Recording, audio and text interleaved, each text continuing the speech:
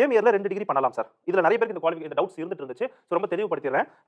அட்மன் இமான் கேட்டிருக்காரு. சோ என்ன அப்டின்னா 2 டிகிரி என்னால பண்ண முடியுமா ஒரே டைம்ல? நிச்சயமா பண்ணலாம். சரிங்களா? யுஜிசில வந்து பாத்தீங்க அப்டின்னா இத குடுத்துட்டாங்க. இதோட அப்ரூவ் வந்து பாத்தீங்க அப்டின்னா பண்ணியிருக்காங்க. அதுல 2 டிகிரி அட் அ டைம்ல உங்களால பண்ண முடியும். அதுல எந்த ஒரு மாற்று கருத்தும் கிடையாது. அதனால நீங்க 2 டிகிரி ஒரு யுஜி பண்ணுங்க, இந்த இடத்துல ஒரு டிப்ளமோ பண்ணுங்க, இல்ல அந்த இடத்துல ஒரு பிஜி பண்ணுங்க. பிஜி பண்ணிக்கிட்டே யுஜி பண்றவங்க நெறைய பேர் இருக்காங்க. சரிங்களா? அந்த மாரிலாம் பண்ணுவோம். சோ அதனால அதுவும் நீங்க பண்ணலாம். ஒரு யுனிவர்சல் நம்முடைய ரெகக்னைஸ்ட் இதுல வந்து பாத்தீங்க அப்டின்னா நீங்க பண்ண முடியும். அது ஆத்தரைஸ்ட் தாங்க. சரிங்களா? அதுல எந்த டவுட்டும் இல்ல. யாரையும் கேட்கணும்னு தேவையில்ல. பக்கத்துல இருக்கிறவங்க கேட்டா, "ஐயோ! 2 பண்ணா இன்வாலிட்ப்பா. ஏத்துக்க மாட்டாங்கப்பா. அது செல்லாதுப்பா" அப்படின்னு சொல்லுவாங்க. நம்பாதீங்க. அதெல்லாம் கிடையாது. அதுக்காக ஜியோவும் பாஸ் பண்ணிட்டாங்க. அந்த அப்ரூவும் வந்து பாத்தீங்க அப்படின்னா, ஆல்மோஸ்ட் ஒரு 1 1/2 இயர்ஸ்க்கு மேல ஆயிடுச்சுன்னு நெனைக்கிறேன். எனக்கு தெரிஞ்சு 2 இயர்ஸ் கிட்ட ஆகப்போது. இத மாத்தி. இது உண்மதான். இதுக்கு முன்னாடி 2021க்கு முன்னாடிலாம் வந்து அந்த மாரி கிடையாது. ஒரு டிகிரி தான் பண்ண முடியும். 2வது டிகிரியும் நீங்க சேர்ந்து பண்ணீங்கன்னா, நீங்க இப்ப இந்த மாரி குவாலிஃபிகேஷன்ல எழுதும்பொழுது, எந்த டிகிரிய முதல்ல பண்ணியிருக்கீங்களோ, அது மட்டும் தான் வேலிட். 2வது பண்ற டிகிரி வேலிட் கிடையாது. இன்வாலிட். அப்போ இந்த எக்ஸாமினேஷன் நீங்க இன்வாலிட்ன்னு ஆயிடுவீங்க. ஆனா, இப்ப அப்படி கிடையாது. அத எடுத்துட்டாங்க. அதுக்கு பதிலா என்ன பண்ணியிருக்காங்க? 2 டிகிரி எழுதலாம். 3 டிகிரி பண்ண முடியாது.